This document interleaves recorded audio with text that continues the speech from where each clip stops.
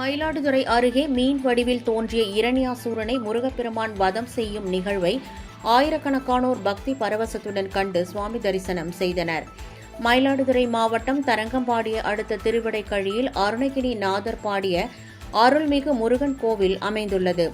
அறுபடை வீடுகளுக்கு இணையாக கருதப்படும் இந்த கோவிலுக்கு நாள்தோறும் தமிழகத்தின் பல்வேறு பகுதிகளில் இருந்து பக்தர்கள் வருகை தந்து சுவாமி தரிசனம் செய்கின்றனர். மேலும் இந்த கோவில் சாப தோஷங்களை நீக்கி சாப விமோசனம் அளிக்கக்கூடிய தலமாகவும் உள்ளது.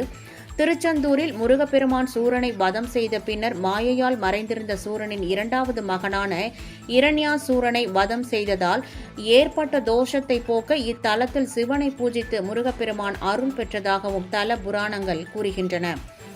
இதனை நினைவு கூறும் வகையில் ஆண்டுதோறும் இந்த கோவிலில் வைகாசி சதய நாளில் இரண்யாசூர வதம் நடத்தப்படுவது வழக்கம். அதன்படி நேற்று இரண்யாசூரன் வதம் நடைபெற்றது. அப்போது மீன் வடிவில் தோன்றிய இரண்யாசூரனை முருகப்பெருமான் வதம் செய்தார். இதனை ஏராளமானோர் பக்தி பரவசத்துடன் கண்டு சுவாமி தரிசனம் செய்தனர்.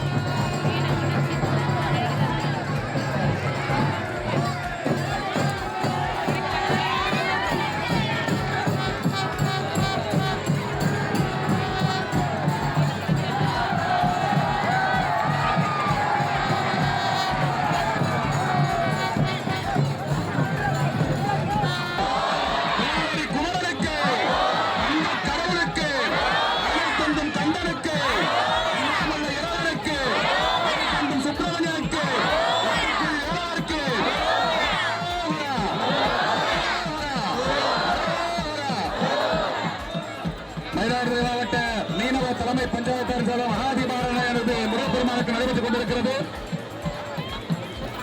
20 வருடங்களுக்கு பிறகு நமக்கெல்லாம் காட்சி தருவதற்காக முருகப்பெருமானாகப்பட்டவர்